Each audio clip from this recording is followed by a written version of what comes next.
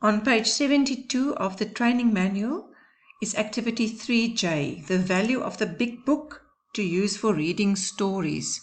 Big books are mostly read for children 4 and older and especially used in the grade R classroom, but let's introduce the big books.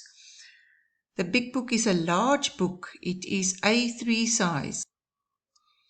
It has large pictures and large and usually very few text, few words, and it is very colorful. All the text in these books are represented by a picture, which should be large and meaningful.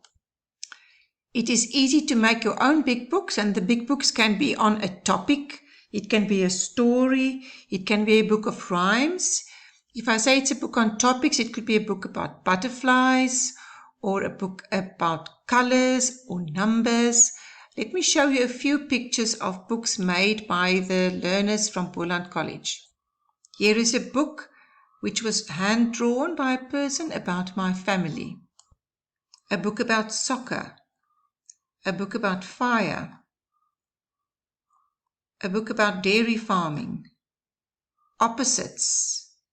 Numbers, animals, another one about numbers, on transport.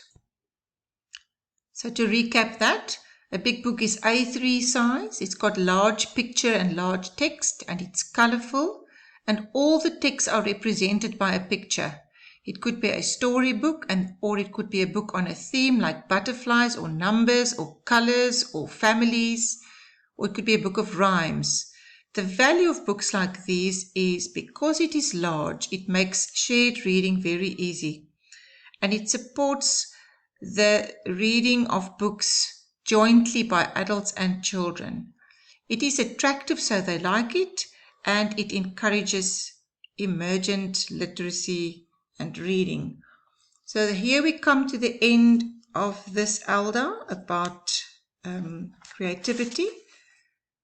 I'll see you later.